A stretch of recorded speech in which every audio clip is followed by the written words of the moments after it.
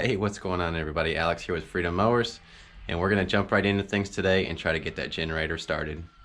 Now, I will go ahead and tell you that this is really just going to apply to your generator if it has been sitting for a season, maybe a year. Hopefully it ran out of gas the last time, or you ran out of gas, but if there is still some gas in there, this should still probably fix the problem. This is not going to fix it if you were already having pre-existing problems, whether it's electrical or your oil shutdown sensor. This is really just going to apply if it's been sitting for a little while and you're having a hard time getting it going. So let's jump right into it. All right, well, I wanted to use some tools that you can just find around the house, or something that'll be readily available. One of which is a bread tie, in which I have stripped the outer casing off from some of it to expose the inner wire. Piece of electrical wire that's stripped at the end, and I have one strand pulled off to the side, which I will show you guys later. And just some wrenches, maybe an adjustable wrench if that's all you have. And if you have some carbon choke spray, that is going to work out fantastic. But if you don't, you can also use what I like to use a lot of times is just a water bottle.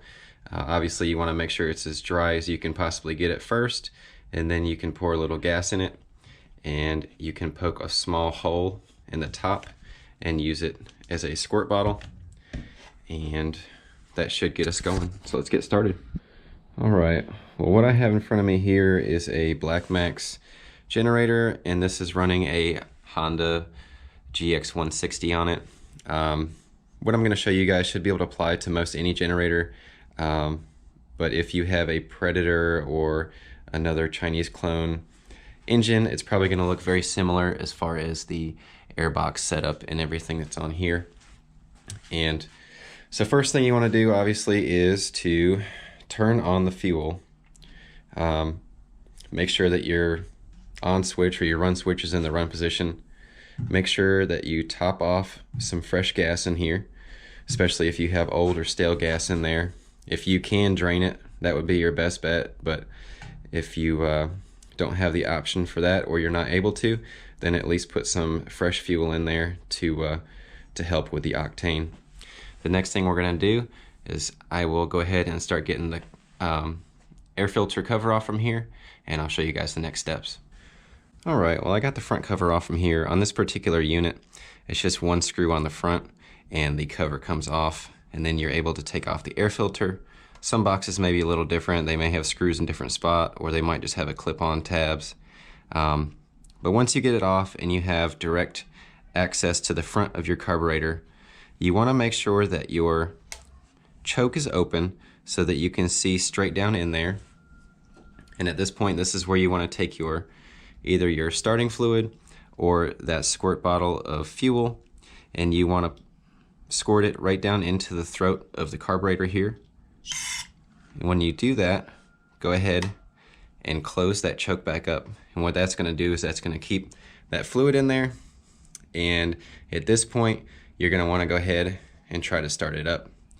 Hopefully when you try to start it this time, it will kick over and hopefully continue running for you.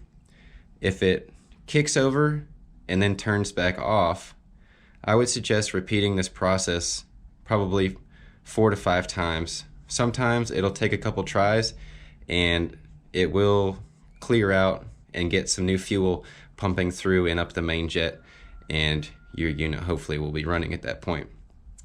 If you've done this process a few times and you're still not getting anywhere, we're going to move on to the next step. Alright, so if we're still unsuccessful on getting that started with the starting fluid or the fuel into the carburetor, we're going to move on to the next step. On this carburetor, there's 2 bolts that go into the carburetor bowl. The one that is angled is actually there to unthread and to drain the fuel that's in the carburetor bowl. The other one is to be able to take the carburetor bowl completely off. Now on some you may just have one bolt, and what we're going to go ahead and do is turn the fuel off, come back over and loosen up the bolt, and drain the fuel out of the carburetor bowl. Now you're going to want to have a cup or a bowl or a pan or something underneath to catch the fuel. Once you've drained what was in there, take a look at it and see if you have any kind of debris or some water in your gas. And then also, will you still have these loosened up? I would go back around to the other side, turn the fuel back on, and listen for it and make sure that you're getting fuel flow out of your carburetor to make sure that gas is actually getting from your fuel tank to your carburetor. And once you've made sure that you are getting fuel in here, go ahead and turn the valve back off, and then go ahead and tighten up your bolts on the bottom, and then go ahead and try it again. Alright, well, if we're still unsuccessful on getting the generator start after draining out the carburetor bowl, checking to make sure we're getting fuel, and also introducing either some carb spray or some fuel into the throat of the carburetor, our next step is going to be to try to clean out the jet.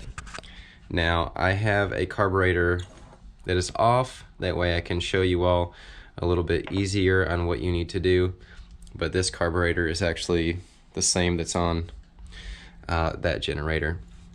So you're going to want to take your nut loose on the bottom, the middle one, and carefully remove your bowl.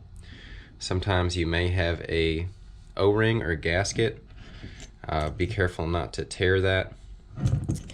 And once you are on the inside, this is where we can use our bread tie or our wire from earlier, and to get in here.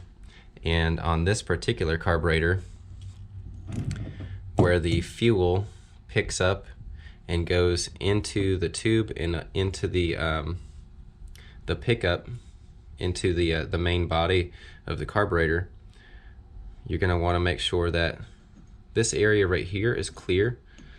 You can just do so by poking through with your wire tie. And once you've made sure that's clear, right down in the middle of that tube is actually your jet, and you want to get right in the center and work that tie back and forth and make sure that you go all the way through. You can kind of wiggle it around a little bit. Just make sure that you're trying to clean it the best that you can and make sure that that orifice is open.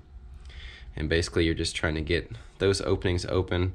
Sometimes on certain carburetors there are passages on the actual bolt itself, so you can look at that and see if there's anything that needs to be cleaned.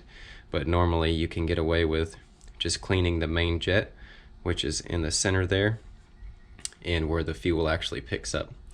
And once you've gotten those two clean, go ahead and put your bowl back on. Make sure that your O-ring or your seal and everything is lined up and that you get it all snug, and make sure there's no fuel leaks after you turn the fuel back on, and then go ahead and try to get it cranked up. Now, I did want to mention that you don't need to have your carburetor off in order to do what I was showing you.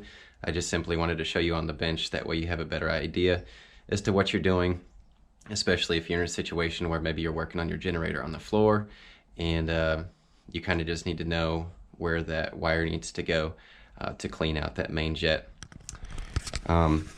So basically, just to recap everything we've done, you know, obviously we made sure we had our fuel on to begin with.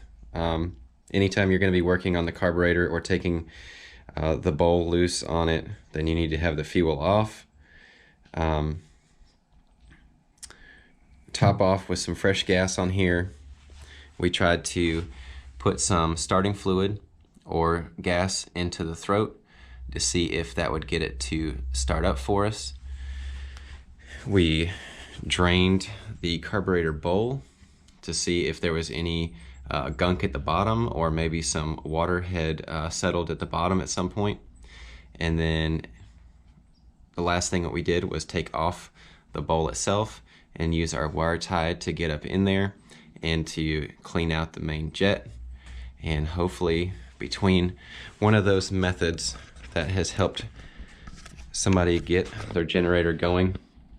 I had to go and help my parents the other day with their generator before we had an ice storm, and I thought it would be a good idea for a video to make and hopefully help somebody out. So I appreciate you guys tuning in, and I really hope that this helps somebody in the future, and I hope you guys have a great one. And don't forget, let freedom ring, let those small engines sing.